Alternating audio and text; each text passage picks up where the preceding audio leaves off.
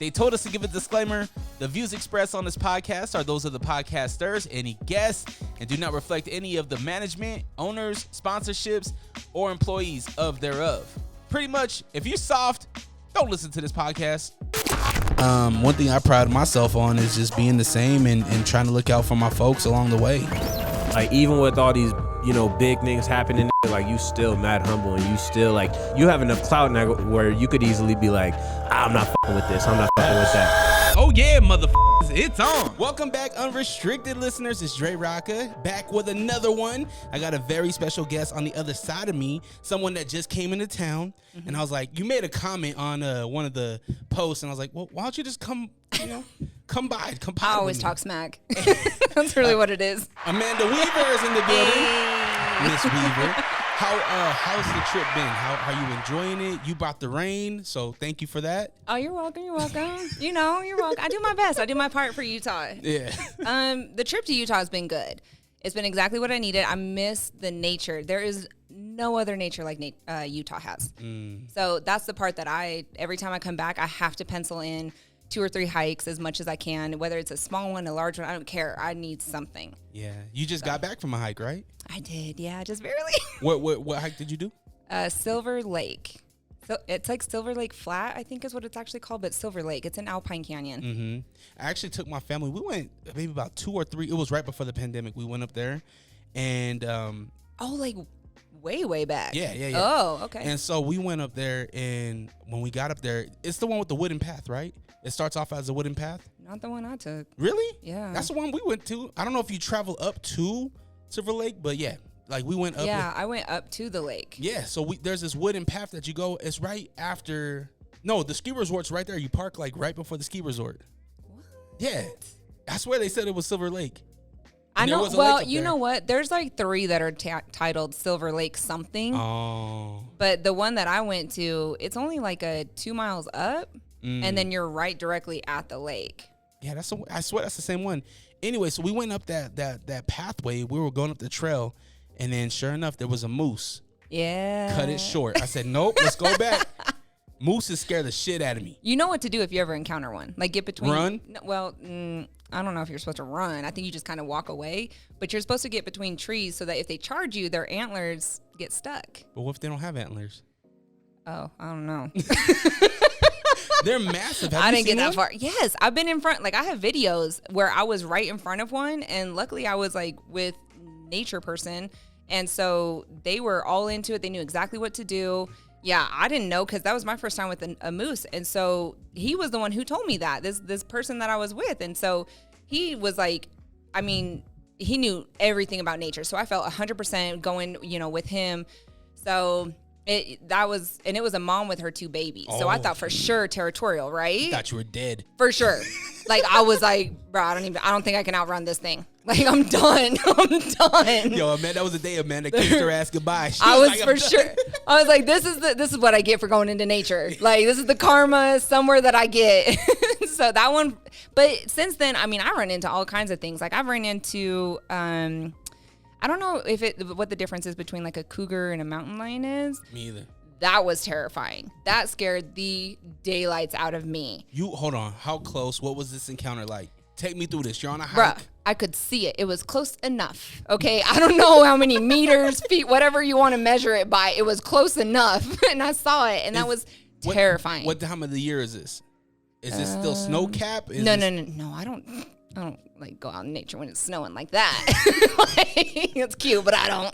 The reason why I ask is because mountain lions or cougars, they blend in really well into the rocks and stuff, right? Because they're gray. Okay, so I was just going along the Bonneville shoreline, just putting along, strolling along, and it was to the side of me. And luckily, this guy came running down the path, and he must have scared it a little, because then it turned around and darted away. Yeah. Lucky. But it was stalking you, huh? Lucky. It had to have been. I had no idea. It's that fresh meat. Man, 2 times. And then. You still ain't learned your lesson. No, I still haven't. Because then just this trip, I went to do Adams Canyon. Simple. Everyone's done Adams Canyon. It's just it's a nice little stroll. Well, it's not a stroll. It's kind of hard as you get towards the waterfall, but on your way up, a lot of people take their dogs and their kids, and so it's an easier little hike along a riverside, and it's shaded. Yeah. I saw rattlesnakes, and I was like, man, you would think one day I'd just learn. And the crazy thing is I complain that Texas nature is trying to kill me, and that's why I don't go out there. But Utah nature is trying to do the same thing. I don't know. Poison. I know. I don't know why I favor Utah nature over it, though. I don't know. So, take me through Texas. Like, how's the trip been? I shouldn't say trip. It's living. Yeah, I live there. You moved to Austin? Dallas. Yeah. Okay. Yeah. So I live in Dallas now. It's been harder than I thought it would be. It's been a huge mental challenge, a lot of intricacies that I did not plan to encounter. I mean, I moved there with no friends, no family. Like, it was solo me. That's it. Why was this a destination? Because you didn't know nobody. Honestly, I always had a fascination, and I knew I had exhausted Utah. I had traveled everywhere, and like every corner of Utah I've explored. I felt like for me and what I wanted in life, it wasn't going to happen here. Because Utah is very family friendly, oriented to, they cater to who is already here. And any newcomers, it's a little bit of a challenge, right? And so I always knew I was a little bit not blending well with Utah, right? So for me, whenever I would travel outside of Utah, I mean, I could connect with people. I could vibe with people. I was fun. It was good. It's good energy. And I always had that when I went to Dallas. So I was like, you know what? 5 years ago, I'm back and forth to Dallas. Why not just move? No better time than now. I have no kids. I have no husband. Like, let me just go. What's stopping me? And the market for my house was unbeatable. So I was like, all right, screw it. Let's go. And so I just made the decision one day and was like, okay, that's what I'm sticking with. And I just went. So that's what drove me. And how long has it been? It's been a year and like 4 months. 5 months, yeah. Because I moved. Feels longer. I know, right? I moved March of last year, so it hasn't been long. So last time I seen you was March, because you were literally left like 3 weeks after I seen you last? I left March 1st. Wow. That was when me and my dogs got on a flight and we went down, and the movers and everyone else was taking my stuff. Yeah. Dang. Yeah, so I saw you February. Yeah. So you've been there a year and 4 months. Yep. Same house, same place where you're? No, so I originally moved to Dallas in a high rise, and I did that because it, strategically where I was, it made sense because I wanted to be in the mix of everything because I didn't know anyone, I didn't really know where to go anywhere, and then the high rise I chose actually has like great security, and I was the first one to live there, so no one had ever even touched my unit. Whoa! I know, which is rare, so I was like on it. So I loved everything about it. I loved living in the city. I loved living in my high rise. Everything was just amazing. My first year there was hard. I encountered some situations where the police had to be called within like the first week. In the high rise? Yeah. You would think that would be the most safest spot, right? I know. Being off the ground, having one entrance in and out. But when the people that live in the high rise, like, it's not a money factor either, because you have to have some kind of you have to have something to lose, right? If you're living there, you have shit to lose if you're living there, and they party hard and they move fast, and when they see something they like, it's almost like a dog in heat. Like, they just attack it, and it was intense. I'll say it was a sexual harassment case, and that was in the first week, and I couldn't escape it because it was in my own home. So I had that within. Hold on. Yeah. You invited this person to your house? No. My own home, as far as like my the high rise. It was. This didn't happen at like some random place. Gotcha. It happened within my home. Gotcha. So that happened. As you saw, I lost my dog unexpectedly. That dog, like, I never understood when people would say that dog was my soulmate. I always thought that was a little weird. I'm like, and I'm a huge dog lover, and I'm like, your soulmate though? That's off. That's weird. Well, I think it depends on what you consider a soulmate, right? Fair, and it depends on how it hits you. Exactly, right? Yeah. That deep love where it's like, people don't understand when you cry about losing a dog. Some people, my sister, she lost her Chihuahua. His name was Romeo, and that was like her kid, right? Yeah. And she cries and she wept over Romeo. Yeah. And when somebody would say, well, it's just a dog, nah, that was her person. Yeah. You know what I mean? Oh, it hit me hard. I think it hit me worse because I had just moved somewhere and I had no support system. And as nice as, some people that I had run-ins with would try to be, that dog was my soulmate and they did not get it. Yeah. And that dog, I mean, I had never been depressed, and that hit me into a depression that was insane, like I've never experienced. So that was in like the first 6 months of moving there. It wasn't a good experience. And then, when you're in that mind frame, I don't want to tell people that love and care about me back home and have them worry. So it's like this mental battle you're trying to do. And so, it just became very chaotic. And then I was just trying to fit in with where it made sense and try to figure out myself, try to find my people. I mean, it's a lot to do. And people who do this, I mean, props to you. That is why it's scary for people to leave familiar land. And I get it. I mean, I had it in, full fold, and it was intense. But now, a year out, I moved the complete opposite side and went to Fort Worth, where it's very slow, very calm, normalcy. It's not. Trying to get a military boy. Look at you. No. Watch. I'm calling it right now. Oh my gosh. How many military guys try to shoot their shot so far? Oh my gosh, it's actually funny you say that. Because it hasn't been, but as of very recent, that, there's like military attention. We'll Probably say that. Originally from Florida too. I don't think so. Like we're saying like recent 3 weeks kind of. Yeah, super, super recent. I don't even think 3 weeks is too long out. So yeah. Can I backtrack just a little bit? What ended up happening with that incident? Did it just kind of stop after police were involved? Did you have to? No. So yeah, that was tricky. If you don't want to get into it either, you know what I mean? No, here's the thing. People don't realize that this happens. Yeah, that's why I want to talk about it. Right? And so when women say, "Oh, I was sexually assaulted," it's not a common topic that is discussed, or it's discussed in like only the most extreme cases, right?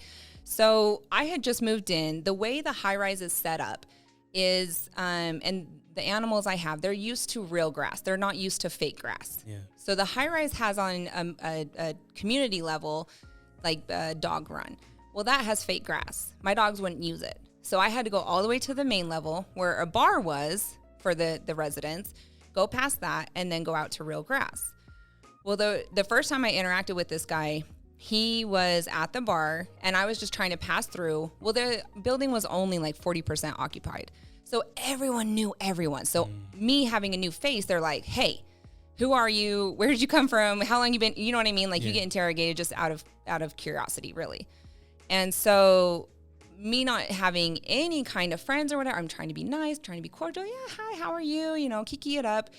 And he basically had predator mentality from the jump and was saying very vulgar things. And I'm just not that way. I'm not going to tell you about my sex life. I'm not going to tell you about like things that happen in my bedroom. Just not my style. And well, that's kind of a weird thing to say to a stranger anyway. Very like he was there, right? Like for a first meeting. Yeah. Like the first thing he said to me was like, "Well, I just want you to know everyone has to sign an NDA before they can get into my apartment because, there's some, what's that movie? The like sex dungeon stuff. Oh, the book, 50 Shades, yeah, right? That one. Yeah. He was like, because my apartment has some like 50 Shades of Grey kind of vibes. And I was like, okay. I'm like, well, I'm going to take my dogs out. Like, so I would go out to the grass, right? So then when I came back, I think he was still trying to think of how to get in tune with me. And so he ended up going and grabbing his dog, was down by the bar, and like thought that would be some common ground or something. And so was it then an ugly dog? It was a pit bull. It was cute. I mean, I don't think there's ever an ugly dog. Like I like all dogs. He should have went with that first. Right. The cute dog. Right. You know what I mean? Like come with me for the dog. Yeah. But in all fairness, I probably pay attention to the dog, not the guy. Like reality check. But yeah, so then I saw his dog, and so then he would still, it was almost like if I saw the dog and be like, "Oh, you have a nice dog," and then he would still continue being vulgar, and it's just like, dude, give it up. So then I'd be like, okay, well, I'm gonna go, back to my apartment. You guys have a good night and leave. Well, that weekend, one of the girls I had met, she was going to meet me by the pool. So we went and sat by the pool. And one of the friends, he had happened to come out with his friend. And the friend of this guy knew the girl that I knew. So then they both came over to talk. Well, he was doing the whole vulgar thing again and talking sexually. And I just wasn't, I'm like, oh, okay. So then I just got up and I went to go get in the pool. Mind you, this is March of last year. And so the pool water's not warm. It was warm to me coming from Utah in winter because in Texas, it was like 80 degrees. So I was like, man, this is so hot. Yeah. But the water was cold. So I like tiptoed in. Well, he followed, like you would have thought he was with me with how close he was. So he followed, and when he stepped in, he'd be like, oh, man, this is making my dick inverted. Oh, wow. Like, just, what? Why? Yeah. And so he would say things like that. And so then I'm just like, oh, my gosh. And so I'd be like, okay, I'm getting out. And so I went to go get out. I laid down on the lawn chair, whatever it is, the patio chair. I don't know what you call them. And so I was laying down on my stomach. He laid flat on me. No. Full body. No. Full body. Whispered in my ear and said, warm my dick up. No. And luckily there was like a camera right in our direction that also has audio. And I mean, I like donkey kicked, tried to get him off. I was like, get the F off me. Like freaking out. Like, don't ever feel comfortable touching me. Da, da, da, da. Well, the person that I was talking to someone at the time, and he worked in, he had a high status career, and he was a lot more level-headed than me. So I told him about the incident because I left and I was like, oh my gosh, what the heck? Like I was mortified. I'm like, what do I do? Yeah. So I had talked to him and he was like, you know, no matter what you're wearing, what position you're in, whatever, if you did not engage in this, initiate it, whatever, you do not deserve it. It's like, you need to file a police report. Mm-hmm. And I was like, okay, if he's telling me this and I'm not just acting off of emotion, because I think as females, we're always like, oh, you know, I'm just being emotional. Like he was just trying to be kind, whatever. Like you try to make an excuse for it, which isn't right. It's just not right. Because it wasn't our fault. You know, I didn't ask for this. I didn't want to be around. I kept trying to leave, trying to avoid the situation, try to be, you know, as cordial as I could, not knowing anyone, not trying to stir up anything. And so, yeah, so when I had talked to him and he told me, you know, you need to file a police report, that was the first thing I did. I was like, okay, come Monday, I'll do that. Because that happened Saturday. I spoke to him Sunday. And so Monday I was like, okay, I'll do this. And the thing that happened Sunday night, one of my now actually really good friends from that building spoke to me that night. And he was like, yeah, I just want to let you know, he's been going around saying, you know, she doesn't know what she's missing. Like, she's just playing hard to get. I'm going to get her and she's not going to know it. And that just like gave me the pit in my stomach. And I was like, that's not good. Like, that means he sees this as a game and I am terrified to leave my apartment. One thing that I've always I had to learn is that you can't let people disrespect you. Yeah. You got to speak up, you know, no matter how humiliating it is, you no matter how other people look at you. Yeah. You got to say, hey, this is not okay. Yeah. You will never disrespect me like this. Oh, 100%. And I did that after he had done that action. I mean, I was freaking out. There was nothing about me that said, I welcome this, I accept this, like, you're okay. Mm-hmm. You know, and this isn't even like a guy hitting on you and you're like, no, thank you. And they're like, oh, my bad. And then, you know, they leave, right? Like, that's not this case. This is literally predator mentality where he's trying to get after you every time. No matter how many times you say no, it's a game to him. Yeah. Like, he sought after you, he wanted you, and that was it, right? So then that Monday, you tell your friend said this is not okay, you need to do something about it. Yeah, so Monday I went to the police station. I had to find it first off because I hadn't even lived there a week yet. Yeah. So went to the police, filed a police report. They were like, absolutely, this is unacceptable. I guess the guy had like previous charges too for something else. And so then they took it back to the property manager. Property manager pulled cameras for the police and he was evicted. Mind you, because of COVID though, the eviction process takes longer in Texas. I don't know if it's for every state because I haven't looked into it because they have to give them like that grace period to find somewhere else, right? Because of COVID. So he had 21 days to respond to the eviction, not to be evicted, but to respond. Whereas normally if you're evicted, you have like 3 days, get out. I think there should be an asterisk there. If you sexually assault somebody, how about you get the fuck out? Right. You know what I mean? Like, that's how I feel. I'm like, Yeah. I feel like this is, and it's on camera. There's audio, like full proof. Enough proof. Get out of here. There's nothing you can argue against it. So it was just one of those things that, like, it was so awkward day after day because I still have to take my dogs out. I don't know this place. I am totally in a new area and no support system. Luckily, that person who had told me, like, hey, he thinks this is a game, that person was like, it was a male as well. And he was like, hey, if you don't feel safe walking your dogs, like, just text me. I'll walk with you, you know, every time you go out. The security for the building knew about the incident and they would watch out for me as well and be like, hey, we'll walk with you. The security in the other building, the sister property next door, that was a business building, it wasn't residential. They were also aware of the situation and they would even offer to, like, walk. So everyone, like, yeah, it was a nice sense of community where everyone's like, you know, some people spoke up as well and they were like, yeah, he's done something to me too, but I had no camera evidence. It was just my word against his. So what was I going to do? So it's crazy because so many people ended up coming and telling me their story, telling the property manager, and the property manager was like, why didn't you guys tell me this? Like, we would have done something to get him out. Living here. Yeah. So that's insane. And the first thing that comes to my mind is, yo, retaliation. Once this guy knows what's going on, I thought the time. same like, thing. Now he has a chance to retaliate, whether if it's whatever it could be. It could be on social media. It could be, you know, physically. Right. You know, if I'm going down in a dark. Yeah, like, he's more familiar with this place. And even if he gets evicted, he knows where I live. Yeah. You know, maybe not the floor or the unit, but he knows the building. So, yeah, I thought the same thing for a long time. And I'm thinking, when you think of the word predator, when I think about that, it's somebody stalking, right? I go to that movie, The Predator, right? What did the Predator do? The Predator knew what he was preying on. Yep. You know, he knew how they walked, and I'm assuming that he probably knew everything about that, about all the women that he did that to, what car they drove. I'm sure. You know, things like that. That's really scary. Yeah. That was my first week in Texas. It was wild. So are you still there now? Oh, no, you moved to... Yeah, I'm not in that building anymore. I moved to Fort Worth primarily because once I lost my dog, and then I had 2 dogs, and then I lost one. The one that I still had ended up having separation anxiety, so I had to get my dog a dog, basically. And I never get the ones that don't need some kind of help. I feel I want the ones that usually get overlooked because I know how to train dogs.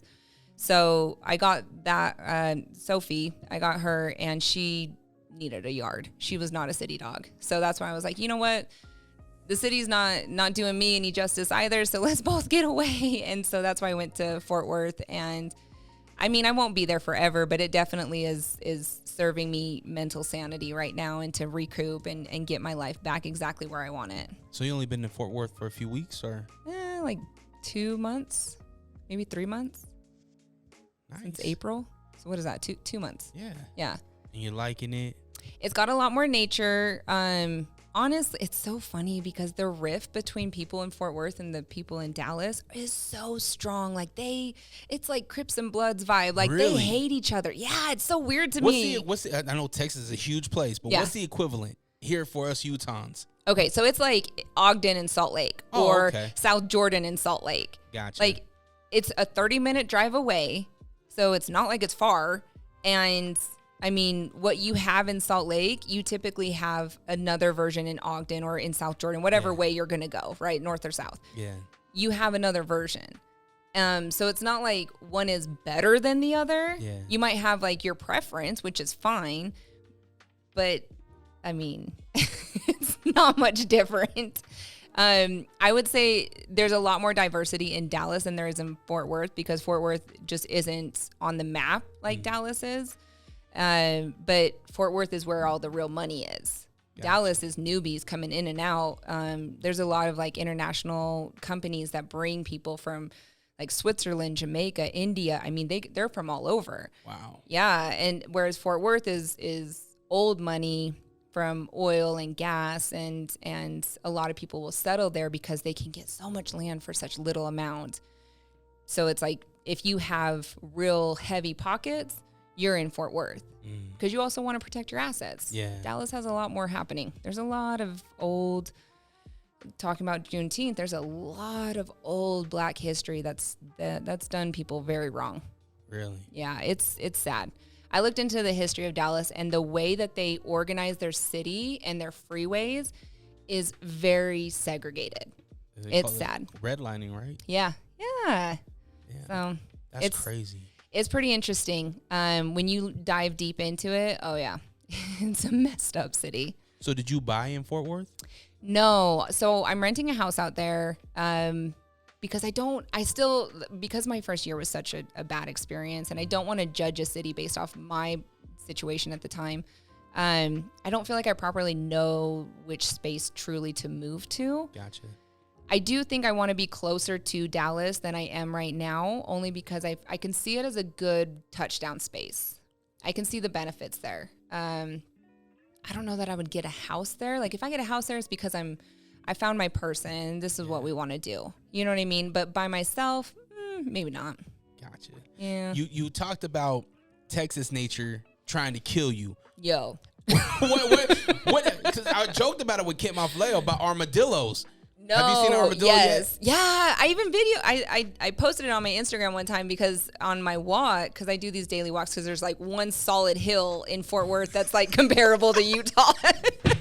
So I utilize the crap out of it. Yeah. But yeah, so there was an armadillo that got hit and I was like, this is what they look like? Like, and the shell of the body is like the skeleton is still there. Like it is not decomposing well. Really? Yeah, and it's been since I moved out there, so 2 months. You didn't take it home? What? Fry it up? No. Come on, real Texan. I am not. No. You know what though? They do. Of course. They do. You come over to the armadillo cookout? Yo. Come on over. So if they hit a pheasant, that's like top notch. That's the turkey, That's huh? disgusting. That's the thing. So gross. Yeah. So someone told me that like he was driving to his house. He lives even further east Texas, almost towards Louisiana. And he hit a pheasant, and he was like, yeah, that was dinner that night. I was like, bro. What's the wildest thing you've tried so far? Have you tried any, like, crazy food? I did try gator. How was it? It's okay. And I did try frog legs. That was on accident, though. I thought you've already had that, though. Frog legs? Yeah. No. Really? Yes. I had frog eyes. How was I say it like there's a difference. I know. Right?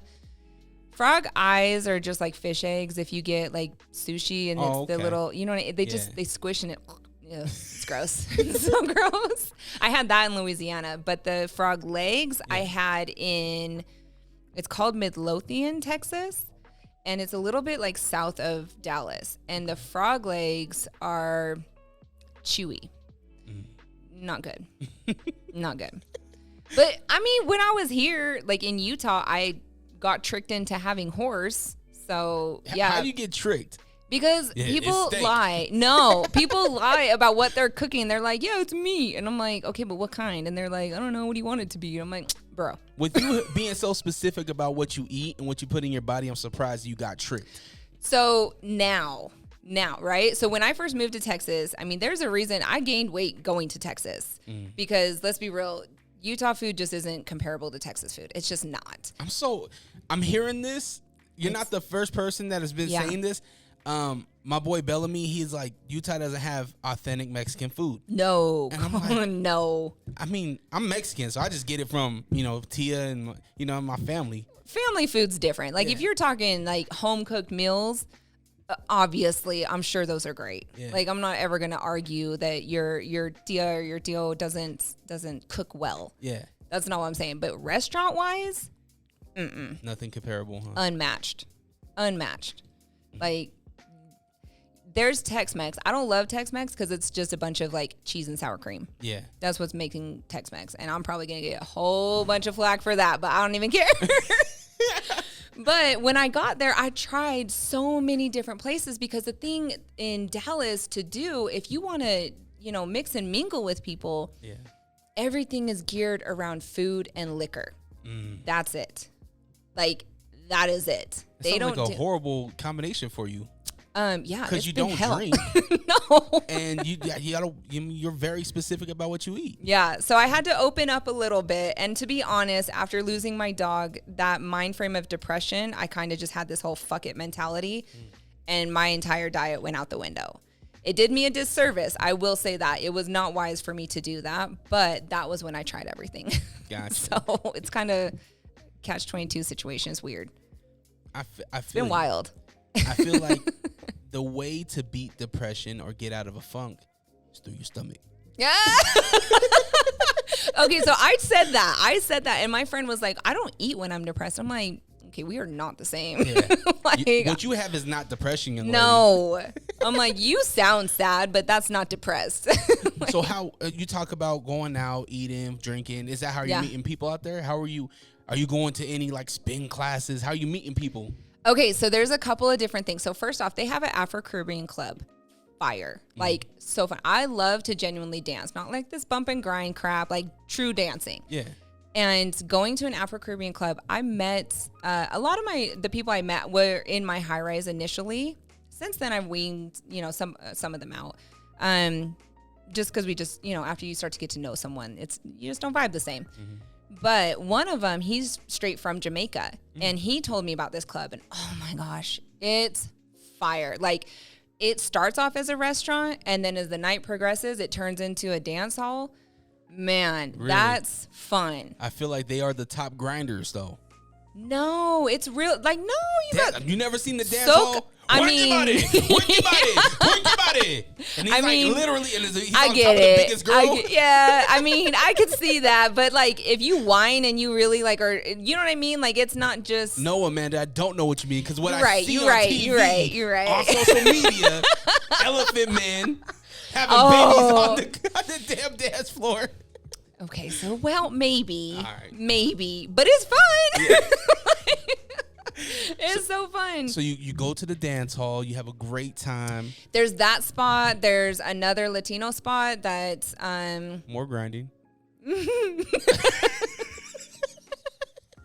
I don't even have an argument for that. I mean, it is like it kind of, because everything is through the waist. So it's, sorry. But it's fun and it's a good vibe. And like you can dance with someone and they're not trying to be a pervert. And Gotcha. then, you guys separate your ways and that's it. It's just dancing. So it's actually really cool. And then, so I've done those things. I've gone to comedy clubs. I have, as far as fitness goes, there's a place called Cowboys Fit that recently a buddy of mine started to train at. Well, he's not a trainer, he's manager, but he trains the Wednesday wellness workouts that happen like outside it's called the AT&T Design District, I think. And they do these full fitness classes. So similar to what you guys do every Sunday, I think. And so his is just more of like a formalized class because it's got a name behind it, right? Yeah. So I've started to go to those and I've met some people through that. So it's a hit and miss. Some people I meet, I vibe with, we might have a common denominator as far as like what we can get along with. But then you start to get to know them and I'm like, oh, long term, this ain't going to work. Like, you talking about romantically? No, just friendships. Friendship? Yeah, because it's like we might agree on going to the fitness class, but beyond that, there's nothing. You're not supposed to agree with all your friends, though. I know, but you should be able, like, can we go eat at the same place? Can we vibe with the same music? Like, I don't want to, or are you just a workout buddy? I wonder how many of these people are just heartbroken. Why should just leave? I thought we were friends. I thought we were homies. Just dip out. She just got up and left. And you went to the other side too? You went to Fort Worth? I know. Now we're really beefing. Yo, you know what though? So I didn't tell anybody I was moving to the other side. Not even at the high rise? Yo, no one knew. They all made their own speculations because I was like, I'm out. And then when they did find out, they're like, bro, you couldn't tell me you were going all the way to the dark side? I'm like, I didn't want to hear anyone's complaints or like arguments why I shouldn't do it. I just wanted to do what I wanted to do. I think that's something I admire about you is that you just do it, because I feel like a lot of times if you talk about your moves, either people will judge you for them or they'll try to talk you out of it. 100%. And if you don't make that move, who's to say what could come out of it? Yep. How many of you guys didn't know I was moving to Texas? Oh, I knew. Well, yeah, I told you. Yeah, I knew. I did. You were one of the few that actually really did know. Yeah. Because we had talked about some things back in August? Yeah. So yeah, you knew long before almost anybody else. Mm-hmm. Like I mean, along with, aside from family, I think you were probably one of the only ones that knew long before anybody else. And I was excited about it. Yeah. Like, go get it. Yeah. You know what I mean? Like, for me, I'm going to be selfish in this moment, But if I have a friend or somebody I know that's moving to somewhere, to me, it's just like, yo, if I'm ever in Texas, I know who to hit up. Now I know Facts. who can navigate this and that, right? Facts. And a lot of people can't say that, you know? So I'm go out there, get it, explore. Like you have no kids. Yep. You know, you have your babies, you know, the one that's underneath your legs right now. And I think now's the time to do that. Like if you have the opportunity to, that's why I was asking about Fort Worth, if you bought or not, because I'm like, what's the next stop? Are you going to go somewhere else? There's nothing tying you to Fort Worth. No. You know? So is the next stop Massachusetts, or you can go to Boston? Well, and even, I mean, and that's what I've been contemplating, because my mission to go down to Texas now has been to actually expand on a franchise that I have ownership in. So for me, that's what I'm exploring to see if I can make happen. But I'm not heartbroken if it doesn't. If it doesn't happen, if that's not the place, then yeah, I don't have any ties there. And it's like, okay, well, I'll figure, like, everything right now is mental stability, mental growth. You know, I'm honing in on myself, because the last year has really took me out. And so for me, I am so honed in on what do I want, what do I value, and what do I need to get to the next step that I see as progress. Yeah. Not what everyone else sees as progress, but what I see as progress. And even if that doesn't mean I'm expanding professionally, personally, if there's growth, I'm happy. What makes you happy? What does make Amanda happy? I mean, truthfully, nature makes me very, very happy. There's a sense of zen. There's a sense of calm, a reset that I really vibe with. So to me, having daily walks outside is a very big deal. The walk on the treadmill doesn't do it for me. Yeah. My workouts, I'd rather go run hills just to be outside. Like, I don't have to be out hiking every day, or these backpackers, or, you know, like camping in the deep, you know, Wasatch Mountains. I just need to be able to be outside with trees, hear birds. Like, I need something like that to recharge myself. The city is really, really cool. I like it. I thrive off the energy. I'm very hungry and motivated. I almost don't sleep. But that can become very tiring for me and who I am. If I don't have that reset, then I break down, and I am not a good person. I don't reach out as a friend. I am not checking, you know, in on others, let alone myself. And so for me to be happy, I need that sense of, here's, you know, what's around me, what truly matters, because you can get so consumed on materialistic things, what you see on social media, compare yourself to what other people have, and that just tears you down. And so for me, it's like, keep it simple. I mean, nature is so simple. Yeah. And so it also helps you to focus, not to be so wasteful, be very mindful of every action you do, what you buy, what you use. And so that's what makes me happy. So how often are you going out? I know you said the daily walks, but how often are you? Because at one time you were in this place and in that place and this sandy beach, and you're on this walk. And so how often are you able to explore even outside of where you're currently at? I mean, I've found some good little like hidden gems that are decent. Yeah. I mean, I think most of Texas nature is more on the west side than the east side. So that's kind of unfortunate for me, but I also don't mind doing, and this is so absurd to most Texans, this mind frame. I will drive to Austin, which is like a 3-hour drive, go paddleboard for the day and come back. Like, that's nothing to me. I'm so okay with that. So that I will do, which I've done a couple of times, and I invite people. I'm like, hey, if you're down, let's go. And they're like, oh, if I'm going to Austin, that needs to be a whole weekend. I'm like, okay, well, we are very different. When you were here, you lived on that paddleboard. I know. I've maybe only got it out like 3 times the last year. Wow. Isn't that wild? So where the bodies of water, is it just you have to go 3 hours away, or is there something near that you can? I mean, I live right by a lake. The problem is all of these are man-made. So they allow motorized vehicles. When you allow motorized vehicles, as someone who's a paddleboarder, a lot of people are just jerks and they try to flip you off. Yeah. Well, I want to take my dogs with me. If you're trying to flip me off, now I got to stress not only getting myself back on the board, but I got to stress getting my dogs back on the board. Cool. Like, and you're just messing up my whole vibe because I probably have a cooler with me with some sounds. Like, it's not fun. Yeah. It's just not fun. It becomes so much more work.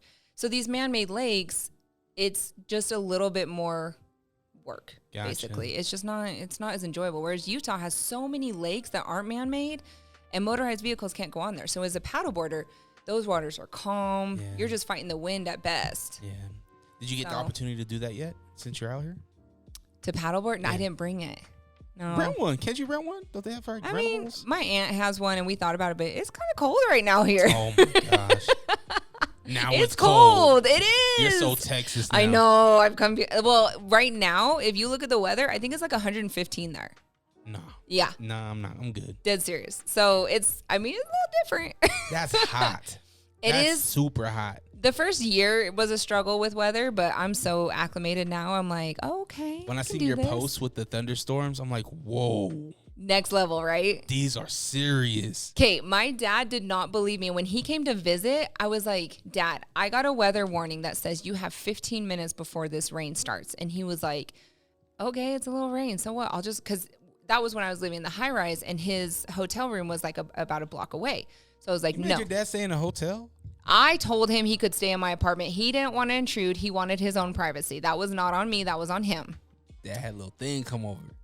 Yeah, I don't know if he did. I don't want to know. Like, I don't want to think about my dad like that. That's gross.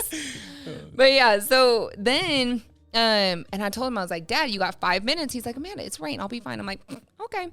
So then the rain hit, and he was like, what the hell is this? It comes down in sheets. Like, you can't prepare. This is why it floods, and this is why people get stuck in floods. Because 1 second, it's like perfect blue skies, nothing on the radar, and then out of nowhere, you're getting a 10-minute warning like, hey, it's about to get crazy, find cover.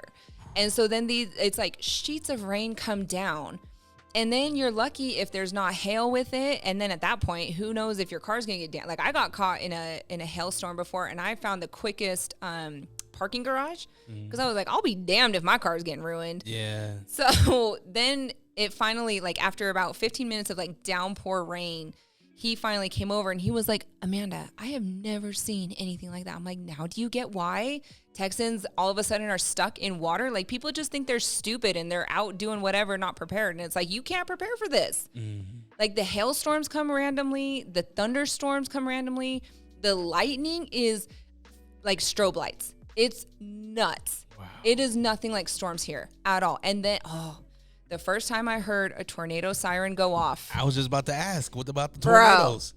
Bro, I was petrified. I was like, I live in a glass house right now in this high rise. It's all ceiling to floor windows. What do I do? Where am I going to go? I'm like, okay, I guess I'll go to the stairwell because that makes the most sense.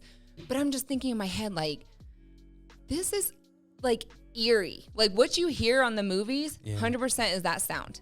Is that exact sound, and it's just loud, and it just goes around, and you just hear it come back around and like going through the city, and you're just like, oh, this is not a good feeling. So do they have just speakers on the street? I don't even know where it's at, to be the most honest with you, because I was looking out.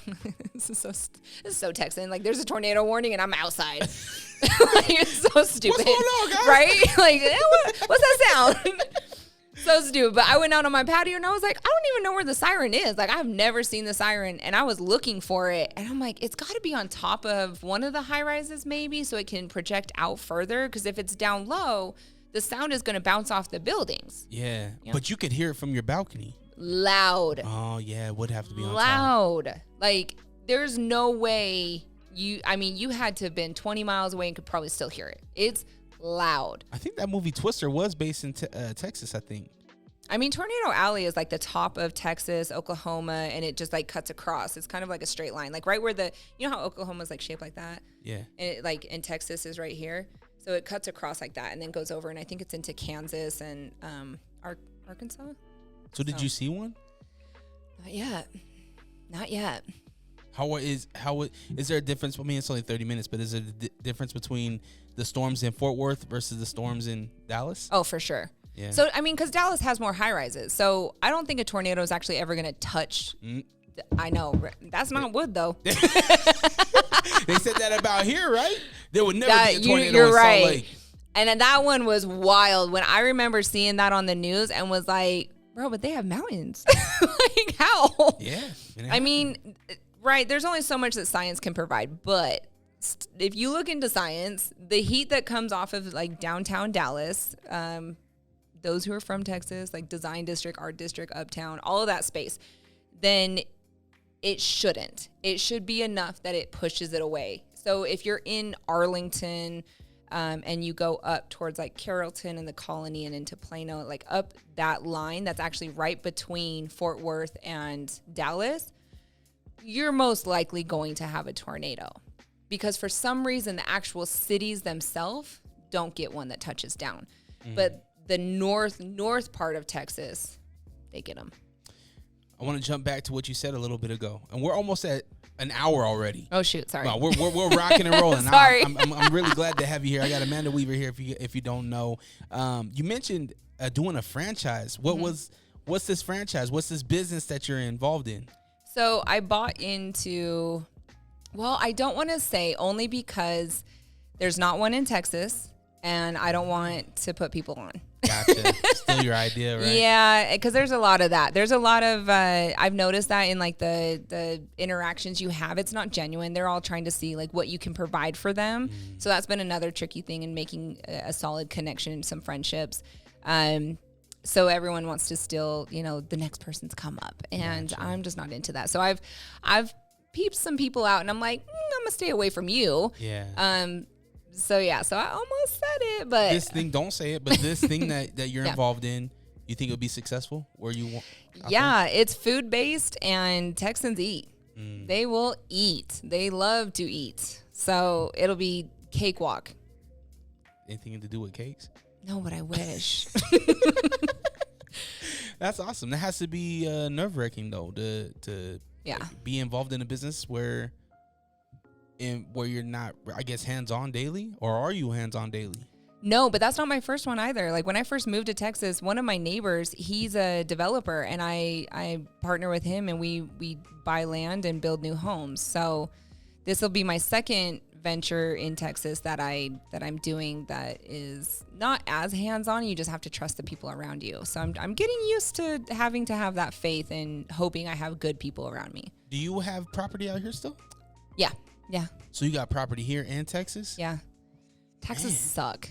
Taxes suck. I pay taxes in Utah, and then Texas doesn't have state tax, but you pay toll roads. So I'm paying on toll roads. So I'm paying both states. So you're welcome. Damn. Leave me alone. I'm paying everyone. So what we see on social media, we see it all the time. Oh, the homes. The home prices. Man. $200,000. You get a big, glorious house. No. Is this real or not? No, it's not. I fell for it too. I thought the same thing. I guess it used to be real maybe like 5 years ago, but shoot, that was real for almost the rest of America before the pandemic hit. A lot of things, like the most recent one I've seen is actually $100,000 home with a builder that actually builds out here as well. And I actually clicked on it, looked into it, and I was like, 100,000. I'm like, that would be good just to like buy as a touchdown space or rent it out for something. The home itself is a mini home. You're buying an apartment as a home for almost, I think the cheapest I could find was like $212. So you have no garage, and it is literally an apartment as a home. You don't have a fenced yard. So I'm like, okay, well that's false advertisement in my mind. Some of these other ones, yes, you can get like I think the most recent one I saw was Toll Brothers, which is very popular, very high, high demand. You can get one of those for like $450. And for Toll Brothers, that's cheap. And it's like way far out there. Like this is Dallas, this is Fort Worth. It's like here.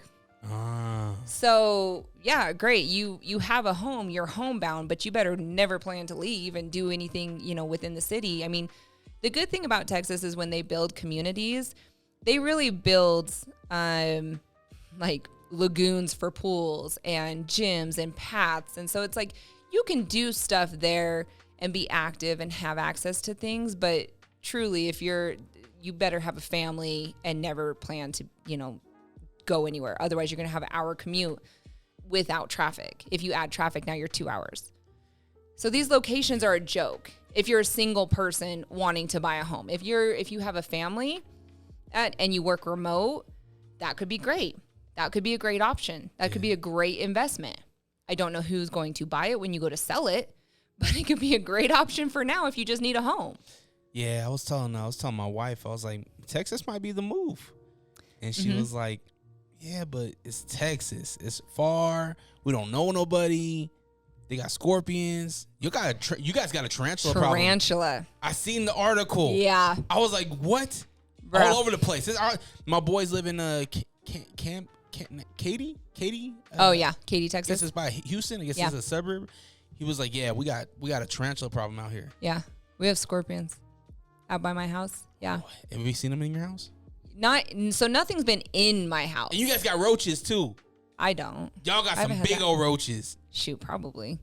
It wouldn't shock me. Literally everything is bigger there because there's no cold to kill it off. And it literally is trying to kill you. Like when I was leaving, it is. I have pest control, and I just think maybe their chemicals aren't great because the day I was leaving and I had my dogs, I was like, okay, let me go walk them before we get on this plane to go to Utah. There was a brown recluse the size of my palm right by my front door. And Sophie went out, my little brown dog, she went out and I like damn near choked her to bring her back in. Cause I was like, one bite from that spider, you're done. Yeah.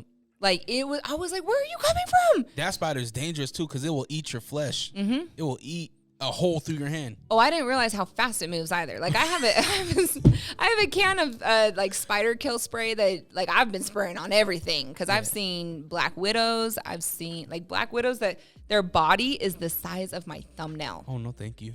I have never in my entire life seen spiders as big as I have. The brown recluse and the black widows are giant. And then let me tell you something. This is also why I don't paddleboard as much. I have come across a water moccasin. And when you're in the water or on land, they chase you. Bro. No, thank you. I just don't go outside anymore. Like, I'm like, let me just fly to Utah. It's probably safer if I just deal with whatever's here. This is like the craziest thing I've ever experienced. When you were in Louisiana, did you ever deal with gators? No. Because they stay in the swamps. I didn't go. Who's going in the swamp? Like, I'm not trying to just jump in a swamp. Paddleboard in the swamp? No. Yo, that's for like some swamp people Creole vibes. That's not me. No? I'm not that brave. You never play with voodoo? No, I'm so scared of voodoo though. Are you? Yeah. Somebody's right now has a doll of you right now. Somebody in that high rise. She left me. Hey, put it in some money. Give me money and a thin waist. I'm solid. Have you been recruited? Anybody try to recruit you to anything religious or anything like that out there? Yes. And no one believes me, but the religion in Texas Mormons outweighs the Mormons. It outweighs the Mormons. What religion? I've had non-denominational Christianity as well as Baptist. So I've had both, and it's like if you tell them, they're like, do you go to church? And I'm like, oh no, I don't go to church. And they're like, how could you even fathom the idea of not going to church every Sunday? And I was like, it's kind of the same as why are you going to the strip club and drinking all day Saturday and then going to church on Sunday pretending like you're holier than thou? My church is nature. Pick and choose your battle. I'm not hurting anybody, including myself with liquor. So read the Bible and see what is up. So that's been like down there, and they'll be like, well, and you know, a woman is made from a man's rib and she should be with someone. Like they'll go into like why I'm single. I'm like, bro, leave me alone. I'm trying to live. I'm just trying to live. Just scare me off. But my neighbors when I lived here, I mean, so many of them were Mormon. Yeah. No one bothered me. And even if a missionary came by and he handed me a Book of Mormon and said, you know, just consider it. And then they would go about their day. Like I didn't get a whole message. I didn't get some craziness, like guilt trip, nothing. I mean, I didn't keep the Book of Mormon. I just went back to my neighbor and was like, I don't feel right throwing this in the trash. Like that's definitely not going to happen because if I'm wrong, I don't want bad juju on me. I think it's respectful, right? Absolutely. Like I'm never going to disrespect someone's religion. Yeah. So I would go give it to my neighbor and be like, can you take this back to your church? Like I don't feel right donating it, like trashing it. That's not right. Did you have cowgirl boots before you moved? I don't have any now. You don't have none now? Nope. How about a hat? Nope. I don't have any country stuff. No belt buckle? Nope. What the fuck? I'm trying to gauge how Texan you are right now. I'm very Dallas. I have Louboutins and some Valentino shoes, and that's very Dallas. Yeah. I went that route. I didn't go the countryside, but I like country music. I like country music when I lived in Utah, though, so that didn't. And normally when my hair's not in a ponytail, my hair is big, and they say that's very Texan of me, so. So have you been to any concerts? Have you done any concerts, sporting events? Yeah. So I've gone to a Stars game, gone to a Mavs game. I've gone to actually there was an interaction with so there was a Mav player that lived in my high rise at a time. Oh. And I don't know sports very well. Like I have never been that active. Not basketball, not football, not any of that. I know soccer, like football. Yeah. European soccer, that kind of football. I don't know American football. So I already knew, I know DC United. I know Real Salt Lake. I know our players here. There's Real Madrid. We beat DC. Shout out to Real. Right? I did watch that. So I know that kind of sports, right? So when in my high rise, they have these lockers where your packages go. And at the time when I had first moved in, they didn't really know how many they needed. So sometimes there'd be overflow.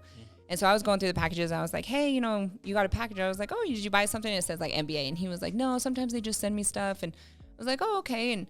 And I was like, do you play for a team? He's like, yeah, the Mavs. Damn, you nosy.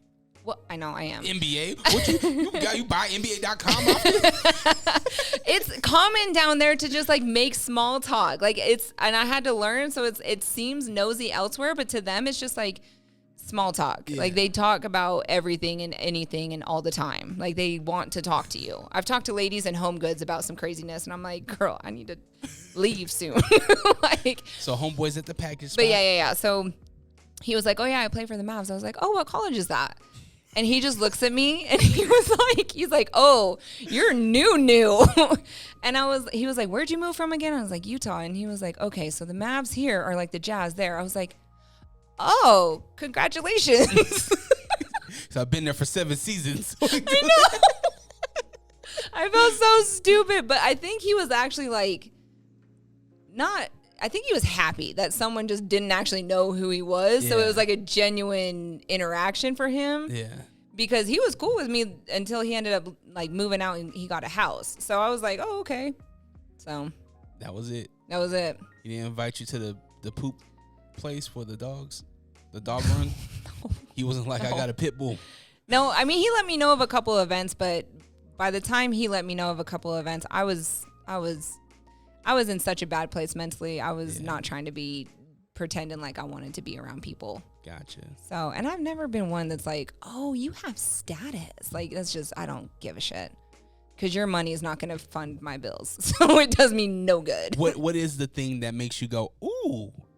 Knowledge. If someone can teach me something, if someone can carry a conversation, oh my gosh, I'm such a sapiosexual. That is what gets me. And people struggle. Yeah. Conversation does not happen, or using the word like every 2 sentences. Mm-hmm. I'm like, this is not going to work for me. Or if you have a very closed off mind and you're not open to new experiences, new things, new knowledge, because maybe yours is outdated or maybe it's wrong. I mean, you tell someone they're wrong and it's like the end of the world for some. Mm-hmm. Whereas others accept it and they're like, oh, I didn't understand that was the new thing. I was wrong. Sorry. What was the last thing you learned? Ooh, that's a good one. Honestly, I learned about Utah, a little bit more history. And it actually came from a Texan I met here in Utah. And hold on. The Texan lived in Utah? Yeah, just recently. So I met someone who was from Texas and had recently moved to Utah. So we basically traded places. And he told me about some tech industries buying up towards, I always want to say Lake Powell, but it's not. It's Pineview. And they bought up like land towards Eden and that resort that's up there. So yeah, if you guys want a money marker, look in that area because it's about to boom. Really? Mm-hmm. Kind of like Silicon Slopes. Are they doing that up there? Yeah, except they're going to probably make it like a little Breckenridge. Really? Yeah, so it might be the new Park City coming up here soon. Because once the tech industry gets a hold of it. So are you going to buy out there? Or what are you doing? I've already looked into a few places. Are we gonna have a franchise out that way? For sure. Ooh. For sure. Yeah, I already looked in. There's a chain of townhouses being built, and I have already put a bid on those because I'm like, oh yeah, if this is where they're like, if you check the city plans and you start looking ahead, that's the spot to be.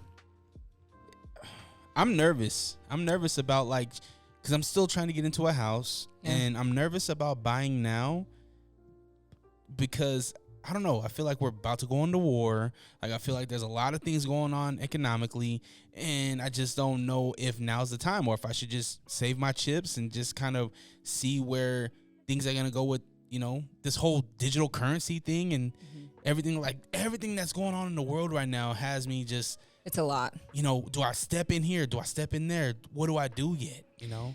So anytime I think like that, I have to hone in on certain things. So I have to piece it out. Like I completely stopped watching the news for a little bit because it's too much. And our generation, we're seeing like catastrophe after catastrophe. So there's no like recouping from the last catastrophe we just went through, right? So it seems very overwhelming because we're still comparing ourselves to what our parents were at our age, and potentially what these new younger generations are doing where they're just making a ton of money off of like dancing on TikTok. Yeah. You know what I mean? So we're in this weird middle ground where it's like we can't really buy a house, but yet we also should be making more money. Like it just doesn't make sense. You know what I mean? And that becomes overwhelming, and that becomes something where it's like you're setting false expectations. So to me, I can't control all these things. I just can't. And to stress about them is not going to do me any good. So when you look at your own finances, think of what's acceptable to you. If you want to grow your finances, and maybe that's not buying a house for you. Maybe it's buying it as an investment property first, because that investment property could then fund your house. See what I'm saying? Yeah. So, and a lot of the things that people forget is when you rent, that rent is one cost. That's it. When you pay your monthly rent, whatever it is, say it's $2,000 a month, it's only going to be $2,000 a month for that time that you've agreed upon for your rent. Your mortgage is an increase because you're going to have your mortgage cost, but then with a house, you're going to have all these extra fees, whether it be yard work, whether it be shoveling and snow removal, whether it be, you know, something leaked and now you got to replace it. Maybe you just want to upgrade the cabinets. There's always additional fees, but when you rent, it's one cost only. And I know that goes against a lot of what people think about as far as financial gain. But when you really break it down, if those are things that stress you out, focus on your finances and say, okay, this rent makes sense for me. I can contribute to this every month. It's controlled. It's only one cost. It's never going to change because you can't paint walls. You can't change cabinets. You can't. If something is leaking, it's not up to you. You call maintenance, right? Yeah. So it's very nice. So that cost is only going to be one cost. So you could potentially then buy a house as a rental property. That rental property, you're only going to invest so much because it's not your personal home. You're not making it unique. You're not trying, like, you're only getting it to like a bare basic acceptance for someone to move into, right? So you're not going to be buying a whole bunch of new cabinets. You know, you're just going to make sure it looks decent and it functions. Yep. So then now you can use that rental property to give you some additional income, maybe put your mind at ease until you can then see what the market does and move that route.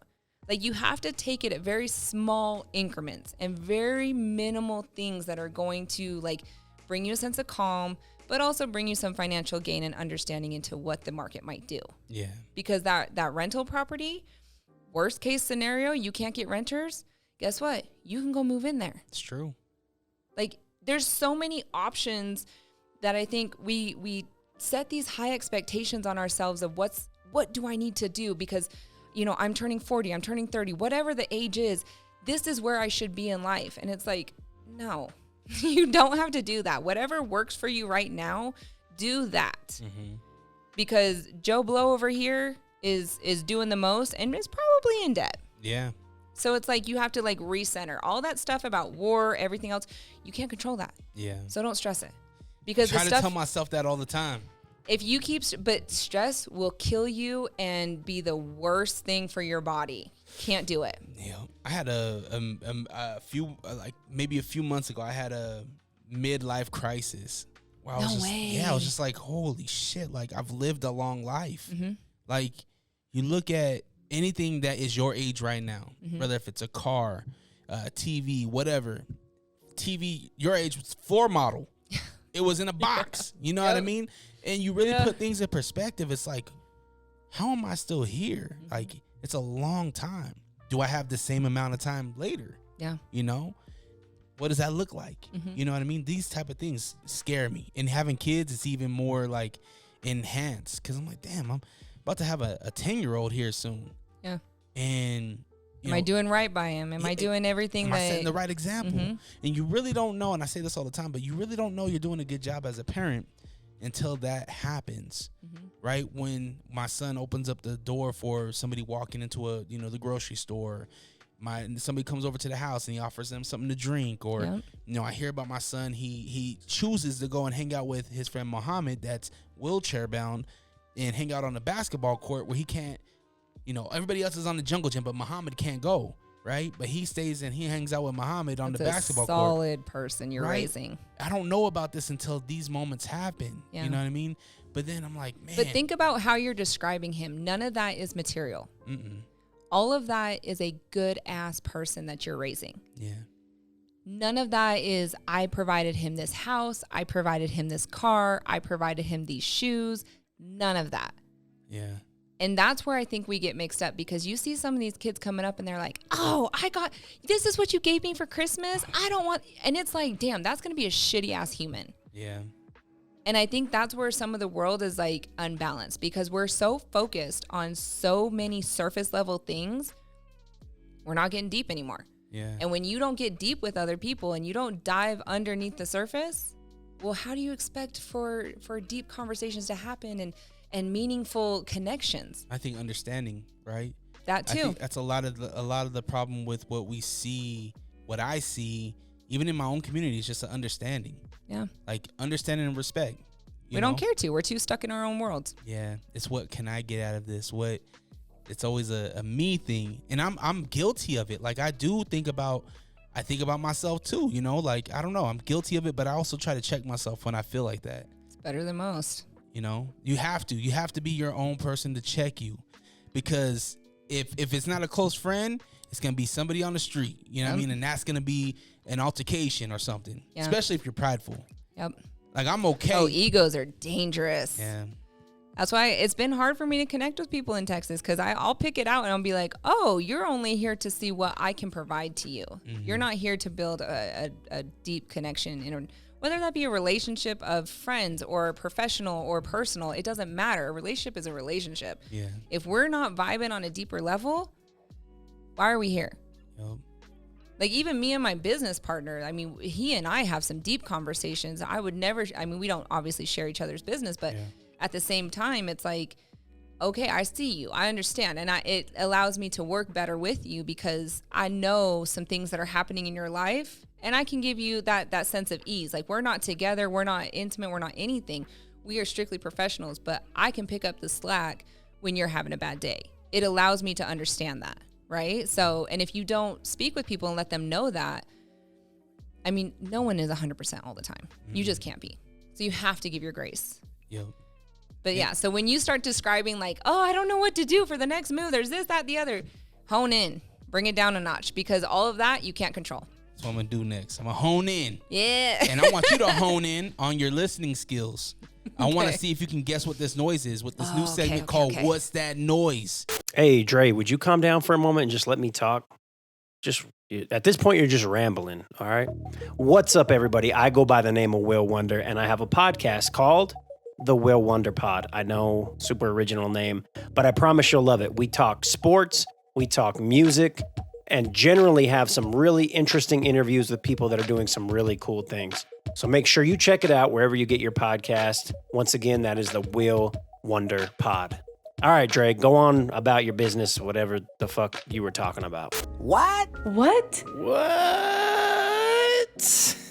What is that noise? All right, it's been a few weeks now. I haven't had a noise, but I got a new noise. If you can guess what this noise is, I'll give you $25. Bet. And remember, you can play at home as well. 385-240-4666 is the number. You can drop a voice note, or you can even leave a text message at that number to tell me what the noise is. Okay, you ready? Yeah. All right. The suspense is killing you. I know. Oh my God, come on, don't fail. I'll replay it too because it goes quick. Oh, okay.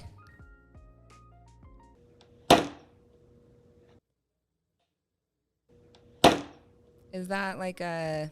You get one guess. You can talk it. You can talk it out. But Okay. I can't give you no clues, by the way. Okay. 385-240-4666 is the number for What's That Noise. Guess what this noise is. Something hitting a surface for sure. Do I have to hone in even more, like more detail? Damn. That's very basic. I mean, is it wrong? Am I along? I mean, it's for sure. Like whether I don't know if it's like, I don't know what the material is, but it's definitely hitting, potentially like a table. It's a good noise, huh? Am I even close? Can you like, baby? It's like, something hitting. I hate you. That part is correct. Okay. It's got to be, I'm going to say like a hammer hitting a table. Yeah. A hammer hitting a table. Yeah. That is not right. Damn. Incorrect. 385-240-4666 is the number. Amanda, she lost her shot at winning $25, but you can win it. Gas money. Exactly. If you know what that sound is. One more time for you. Such a good sound. The last, so previous sounds have been tape, pulling tape. I heard that one. Tape measure, peeling an onion. Nobody got that one. No. Peeling an onion. That was really tough. Yeah, I think that was all. Oh no, a fan too. A fan. Hey, when we're off of this, you're gonna tell me, right? Can you keep a secret? Yes. Okay, because if I find out and I get a text message right after this airs, I'm coming to Fort Worth. I'm gonna go to the Jamaican spot. Where's she at? Where's she at? Wrap her winding my body. Dirty boy. Oh my God. Yeah. All right. Let's jump into questions. Are you sick of podcasts that just interview people with the same questions and gossiping nonsense? Are you tired of hearing about what's wrong with the world? Can you locate your nearest orphanage? Who cooked the Last Supper? R.I.P. Mr. Potato Head. Seppuku Harakiri. Where is Mavis Beacon? This is Hos. And this is host Beefy. Listen to the Beans and Rice podcast. Exclusively in Braille and all streaming platforms. Patent pending.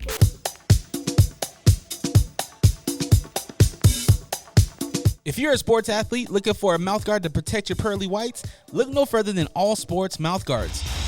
All Sports Mouthguards, located in West Jordan, Utah. Come visit us, 1385 West, 9000 South in West Jordan, Utah. We offer high quality, made in the USA, custom molded and custom designed mouthguards.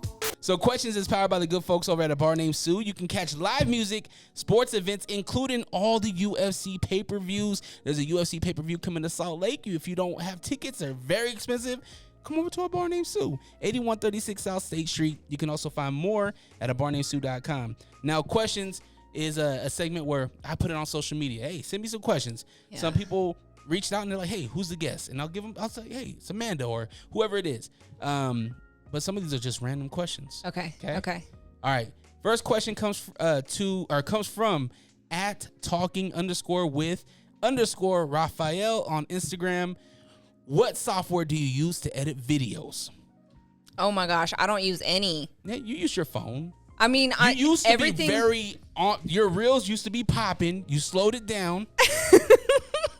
On it, and again, that's a mental thing. But as far like everything that I use is literally available on Instagram now. Oh yeah. So when you edit a reel, they've come out with so many additional features that I'm like, cool, make my life easier. I don't have to pay additional fees or nothing for another software. It's true. It's very true. I go the opposite way. I pay for that. I use Premiere Pro. So I use Premiere Pro for all my editing. That one's popular. Yeah, I mean it has everything that you need. You know, on a I guess more professional level. Right. But at the same time, I mean Instagram does everything I can do. It's just I don't know. I find it now. Yeah. It used to not. No, yeah, you're right. one thing that I don't like about editing on my phone is that I'll see a email come through and I'm like, oh, let me read that email. And now I'm answering the email. Distracted. Yeah, and then I lose what I was working on because it timed out or whatever, so I need to start again. You know, you can set certain settings on your phone that are like for work or focus hours, and you can dictate which apps are going to notify you or which people are going to notify you, so it can allow you to like hone in. I should do that. I should close. Use the power of your phone, man. It can be a beneficial tool. Yeah, maybe I will. But at the same time, I'm like, I don't know. Sometimes I get random calls because I'm doing this internship out of New York. So I'm working with a comedian out of New York, and so I'll get random text message, I'll get random emails just from people that need to reach me about him, and yeah. So it's a lot to it. But you're right, I should hone in. I should. Okay, Premiere Pro is what I use. She uses Instagram sometimes. I know. I'm like, it's perfect now. Yeah, didn't it used to be. It didn't use it. It used to be trash. Chance in Glendale, Arizona. Have you ever dug thinking you'll end up in another state?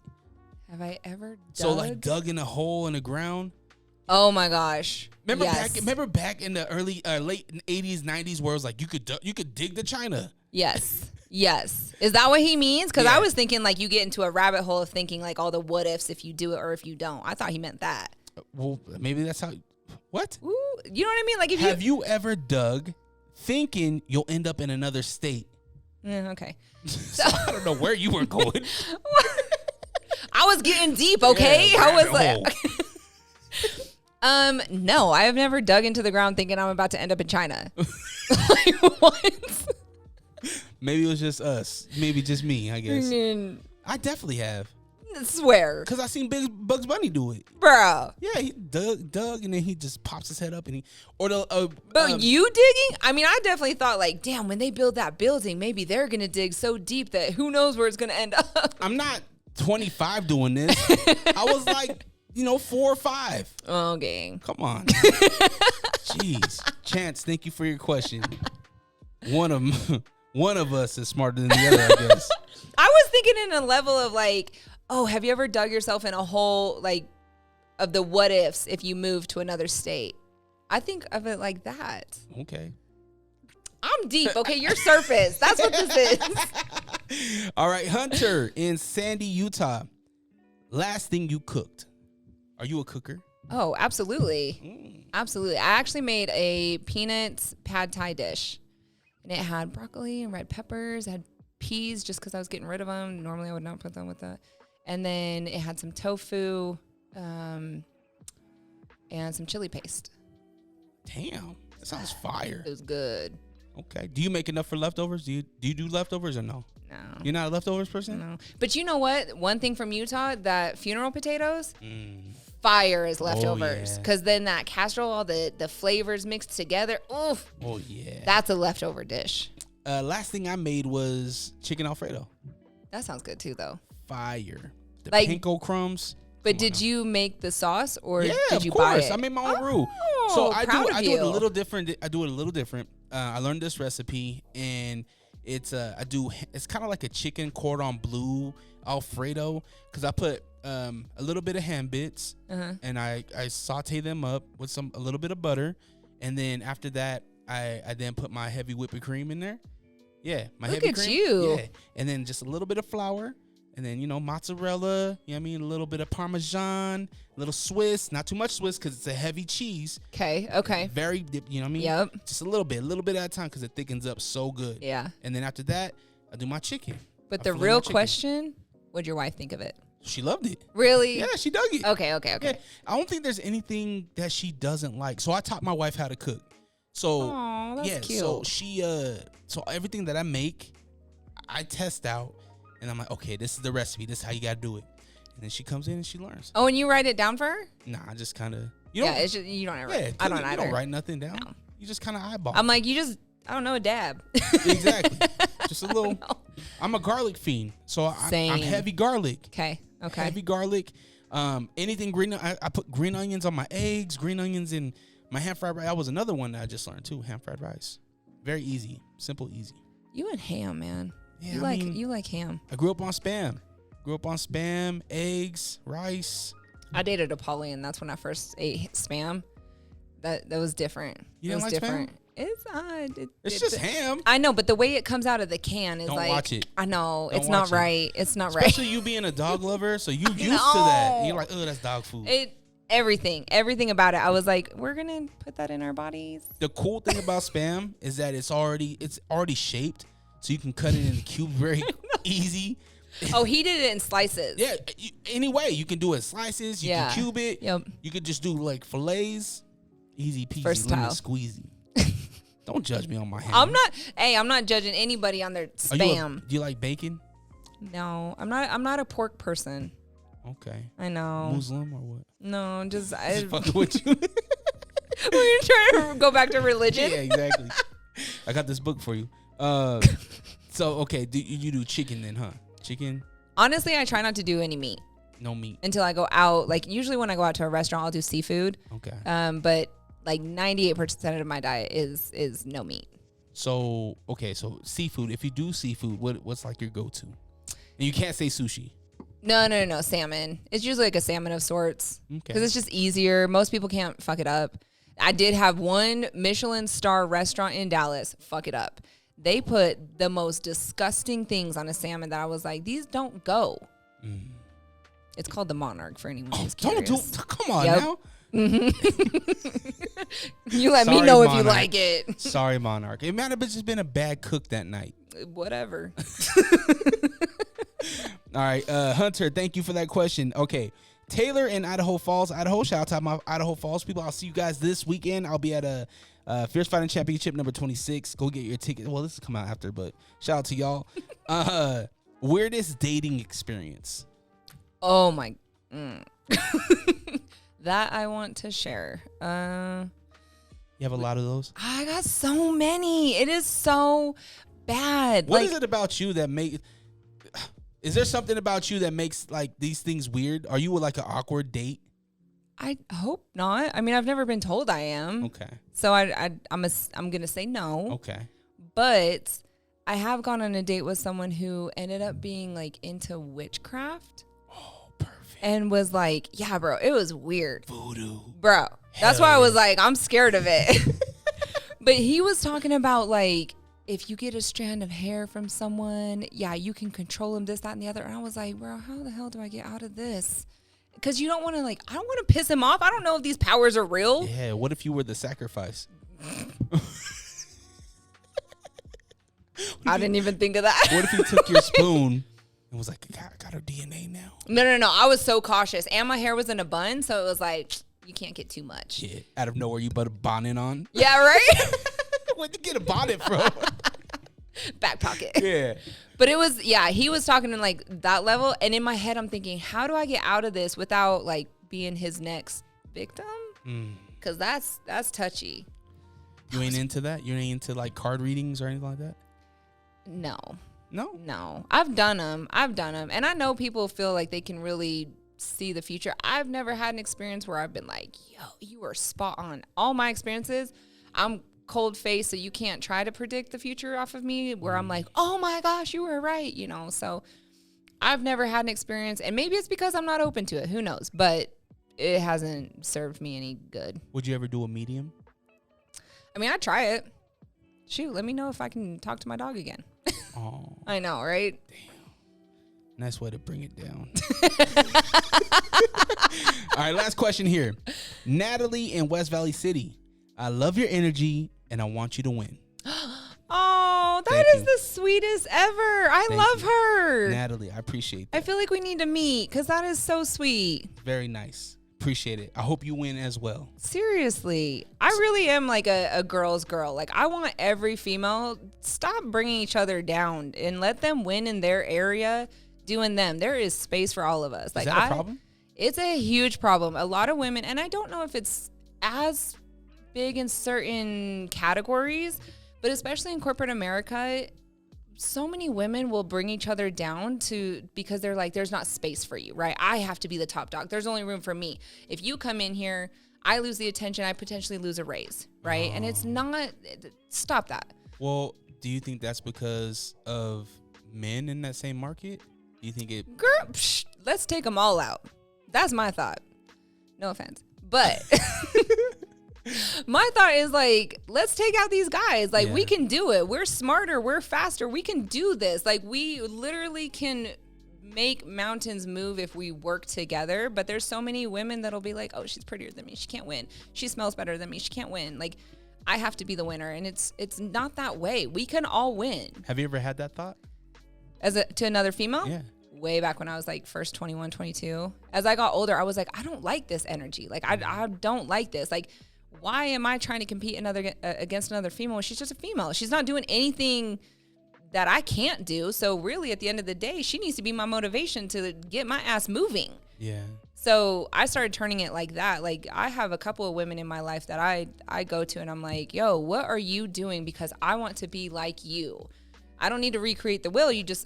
Can you share your knowledge? And they're like, yeah, like they want to teach you. It's just most women don't ask or just assume they're going to be rude. But yeah, let's cheer each other on. I don't care. How do you do that without, I guess, contradicting the idea of somebody just trying to use you?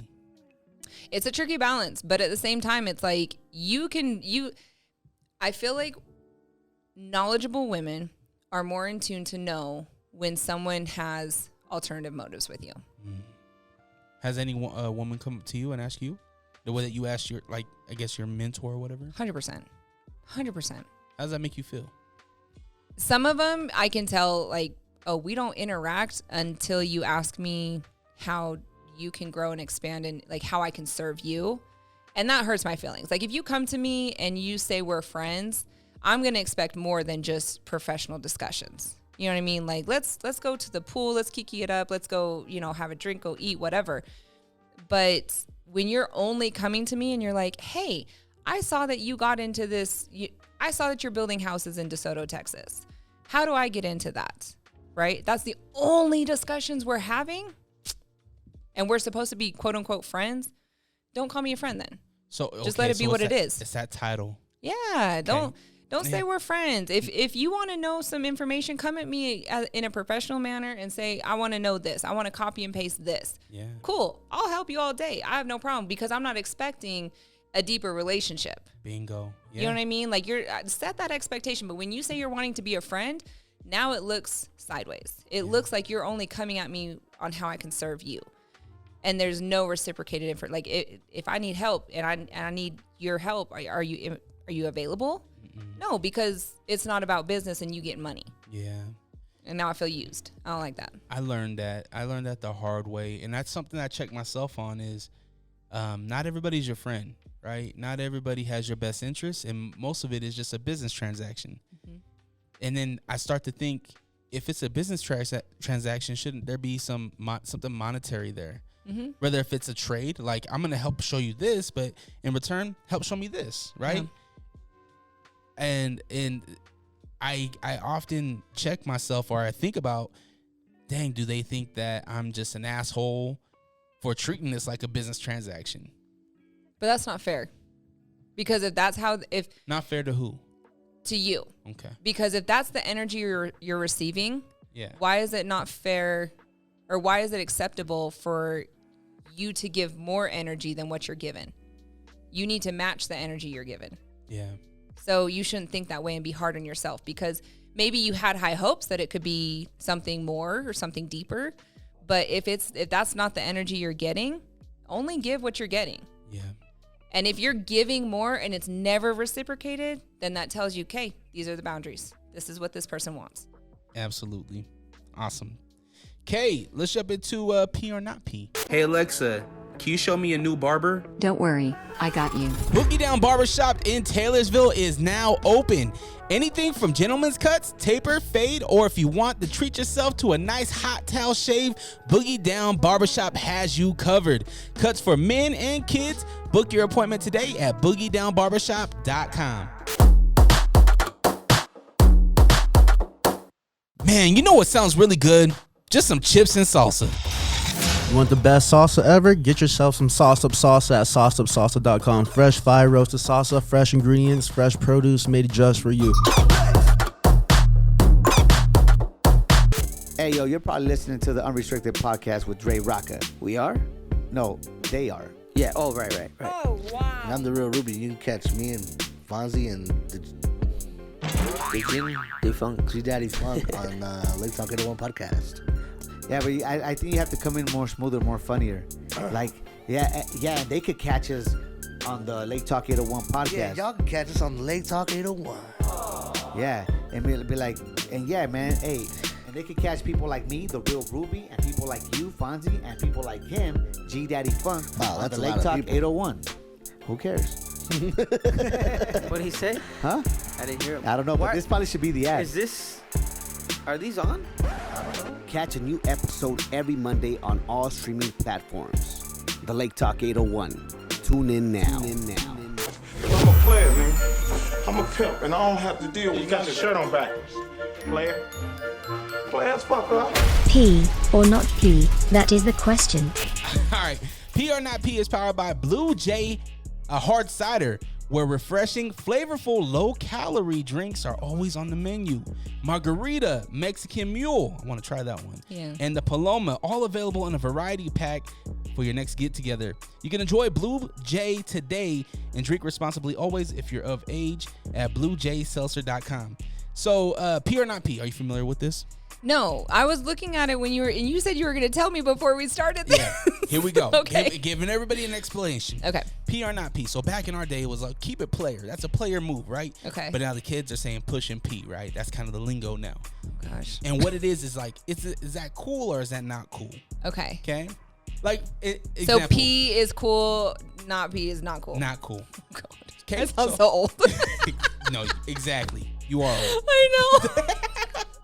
Okay, example would be walk into the grocery store, somebody behind you, but not holding the door open for them. That's not P. That's not P. Yeah, hold the door open. Be nice. I say something. I do. Thank you. Yeah. I'm like, thanks. As I'm like opening it up. They're like, dang, she must be from Fort Worth. All right, first one. Going to the rodeo, but not wearing anything Western. It's P. Because I do it. You be showing up in some Jordans? Oh, no, you definitely in something active. I showed up in, oh my gosh, Balenciagas. Even worse. Oh my gosh. The slipper shoes, yeah. Are they still under attack? Oh, yeah, I don't know. I bought these long before that. I don't know. They're comfy.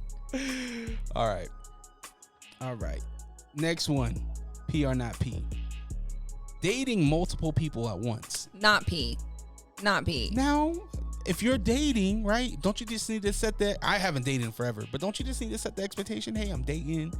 Fair enough. So when I date, I set that expectation. Like, I am not into multi-dating. Like, let me know if you're talking to multiple people, because to me, I can't keep stories straight. So if I'm interested in you, you're the only person I'm talking to, because I need to truly, if I'm dating with purpose and dating with good intent, then I want to genuinely get to know who you are. And if I'm out here trying to dabble in 5 different categories, well, now I can't really focus in on our connection, because I'm trying to still build connections with these other 4 people. Yeah. That doesn't make sense to me. Like, that is not a culture I want. Do you think, was there an age specific thing? Like, was there an age where that started to happen, or have you always been that way? I would say that definitely started to happen. I mean, this is dating back some information, but it happened when I finally was cancer-free.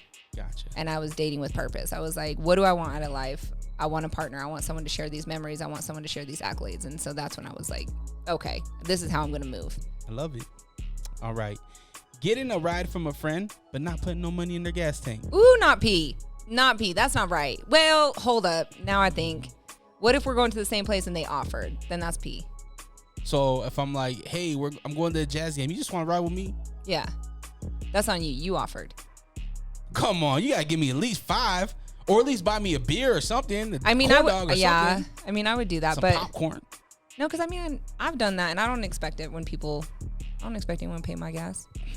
If I offered, I'm like, yo, this is on me. This is my car. The nice thing to do would be to give you a little Venmo or something. Okay, well, I got some people that owe me some money then. All right, paying for half the meal on a date. Not P. I paid for my plate. No. Nope. So you would expect your date to pay for you? 100%. Okay. Chivalry is not dead. I need to see, you're supposed to be a protector, a leader, a provider. I need to see that you are courting me.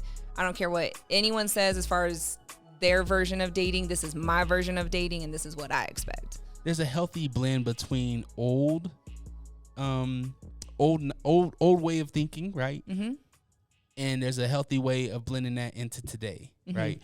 Where a woman could definitely be strong in both a career, in their career, but then also be, taken care of. Right. Healthy I think blend. in the beginning, you got to show me what it is, because that's a leader, and I want a leader in a man. Gotcha. Okay. Wearing sneakers with no socks. Not pee. I had to think if there were any sneakers you could get away with that on, but bro, you're gonna have some musty feet. Oh yeah, especially in Texas. Yo, everybody got hot feet out there. They wear socks with sandals. That's wild. That's normal. They be sweating. All right, dating a friend's ex. Ooh, not pee. That's not right. That's no friend code. No. Ever. I will never. If I know that you were messing around, first off, I don't want community penis. Ever. So if my friend had that man, there's 50,000 other people out here I could figure out. What if they weren't even like, what if it didn't even get to that point where they were romantic, where it was just like. They went on one date kind of thing? Are they fair game then? Or would you still stay away? Oh, I don't know if I could, because it depends on the dynamic of like conversations and stuff. I like my relationship to be very private. I like what we have to be with us. I don't like other people to know you. Yeah. You know what I mean? Like, that is mine, and we're supposed to have these secrets between us. And if someone else knows those secrets, I'm like, oh, well, now I've got the community, dude. Like, I don't want that. Well, I'll tell you, if it's an ex, those secrets always come out. Oof. Yeah. Hopefully they're respectful and when those type of things happen. I hope so. Okay, owning a bird. Not pee? You wouldn't own a bird? I mean, I wouldn't, but I know people who do. I don't know. I'm indifferent on that, honestly. If you want to own a bird, that's on you, because that's like an 80-year commitment.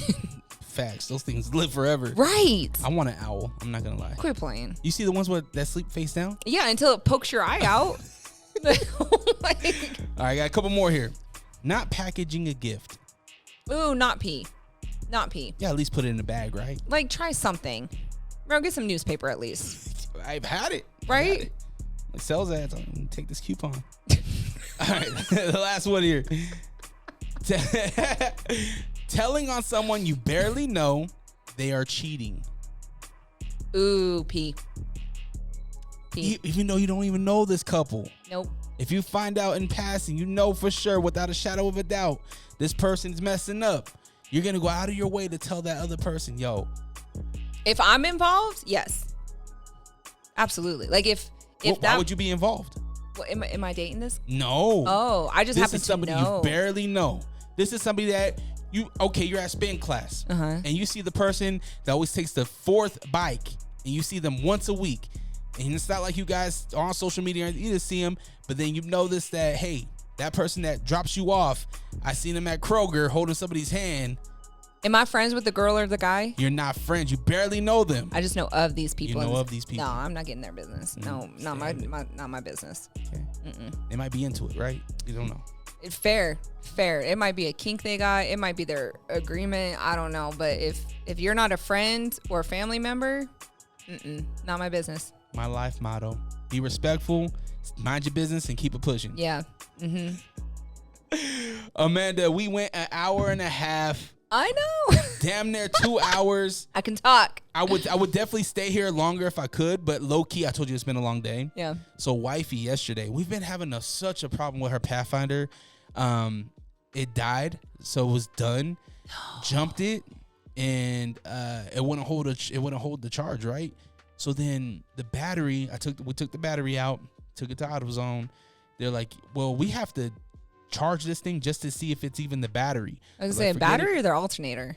I'm getting there. Oh, okay. So, damn, okay. Sorry. I know some things. You spoiled the story. Sorry. We got a new battery, charged it. It wasn't the battery. Last night, she gets to my dad's house, and it wouldn't turn on. It wouldn't click over, so it was the alternator. Damn. So $2,500 later, Yep. she had to take my car to go get the kids and whatnot. Now I got to go outside and go get her car. So she's outside waiting for me is what I'm saying. Oh. That's who called me. Like a little bit. She's like, what the hell? She's like, hurry up. No, she didn't say that. But Amanda, wait, so then her Pathfinder still don't work? No, it is. We just gotta go pick it. I gotta go drop her off to get it. I see. Okay. We got one car right now. Are you still in the drag? I am. Yeah. Are you looking to upgrade? You've had that for what, 4 years now? 2020. So 3 years? Yeah, coming up on 4. Yeah. We're almost done with 23. Dang, we are. Yeah. Honestly, the next that I'm looking at is the Urus or Urus, whatever, the Lamborghini Urus. Is that the same model? That's the same type of body that you have now? Yeah, right? it's like the SUV of a. I mean, because it's nice. It's got some speed, and have you tested it? Oh yeah. Yeah. Oh yes. Are you a speedster? You like the speed? I have a problem. Because my Jaguar is the F-Pace SVR, so it's the fastest version they have in SV or SUV. You topped out. Yeah. You don't want a Tesla? Go 0 to 60 in 2 seconds? I feel like my Juju might have one of those ones where the battery blows up. So I'm a little nervous. Extinguish those things. No. And see, the way that my luck has been going in Texas and the heat, I don't want to try it. I know Elon Musk has got his stuff going on in Austin, but I don't think he's mapped out the heat yet. All right. Where can we follow you? Where can we follow this journey? On Instagram, you can go to it's Miss Amanda Weaver, and it's come check me out. Okay, is that where we can find out what's going on in these endeavors? Are you going to be posting about this stuff? I will. I'm going to be better about social media here soon because I kind of fell off the bandwagon, but I'll be more consistent and showing exactly what's happening. Well, I think you need to lead by example, right? Everything that you just talked about, I would love to hear about it, right? How can we empower women, right? Mm-hmm. And it's not even just a Texas thing or a Utah thing. It's a world thing. Correct. We live in the internet age. Like you can literally do a conference on Zoom once a week or once a month or once a quarter. It's a good idea. And just talk about how we empower women. How can we help women? And for guys like me, it's like, what can we do to help empower the women that need empowerment? Right. Or want it. You know what I mean? And vice versa. How can women help us? You know what I mean? Like things that understanding situations like what you went through at the pool. Yeah. What's a healthy way of us, because interjecting, right? Because you think about what we talked about, the hypothetical thing with the couple, right? Mm-hmm. We don't know their situation. Correct. We don't know if you and that dude at the pool, if that's a kink. Yeah. Yo, act like you don't want me, right? And then we go upstairs and we get busy, right? Yeah. Like we don't know these things. So what are some signs? How do we look at these things? How do we handle these things? How do we step in respectfully? How do we not embarrass you because you're going through a situation and not make a scene, or these type of things. So I think that it's a great opportunity for you to let your voice be heard and help women along the way and us. Very good idea. It's a very good idea. So, do it, take it. I like it. Just give me my 10%. Right. I was like, you want to cut? No, that's awesome. Let me know how I can help though. Okay. I'm down. You know me, I'm always trying to help. Yeah, I might take you up on that. That's a good idea. All right. What is it? Miss Amanda Weaver. On socials? Yep. Okay. Have you got your TikTok? No, I haven't done TikTok. That's work. That's a dedicated job right there. Yeah. Everything else I'm cool. But TikTok I was like, oh. And then if you get stuck in that wormhole, 5 hours are gone. I'm telling you. All right, allrock.com, ALLRAWK. You got the merch on there for all my people that live in colder climate places. I don't know where it's cold in the United States right now. I think everything Utah? is hot. Quit playing. No, it's hot here. Okay. It's 80 degrees, raining. Yo, what's really killing me right now is the wind. Oh my gosh! If you would have came out on Sunday, you would have realized it. It was windy. Why didn't you come on Sunday? It wasn't windy by me. No, it was in Murray. Fair. I didn't come because I'm out in Hooper right now. Oh. That's a whole hour drive. Is that where Pops lives? Yeah. Does he still have his car? Yeah. His classic? Yep. Dope. He just took it to a car show on Saturday. We need an update. Is he a part of the car gang? I mean, a car club? Yeah. Really? Yeah. I don't know the name of it offhand, but he is, yeah. That's dope. We need an update. You posted it. You're like, I know. I'm sorry. We need an update. Dad, I know. Still got it. There's so much. There's so much happening, and I've just completely pushed the world away. It's wild. So I'm coming back. We had to get some mental things right first. Cool. Get it right. Get it tight. Exactly. All right. DreRawka on Instagram. DreRawka. Again, Amanda, appreciate you. Hopefully, Thanks for having me. Next time you come to Utah, come back. Come talk. Come chat. Chit-chat. We got the full Texas update. I'm glad. It sounds amazing. I know. It sounds scary. It sounds beautiful. Made me hungry. It's a lot. It's a lot to it. But welcome to Texas. That's what I'm naming this episode. Welcome to Texas. Yes. Do it. All right, y'all protect your light and have the day you deserve. We out. Peace.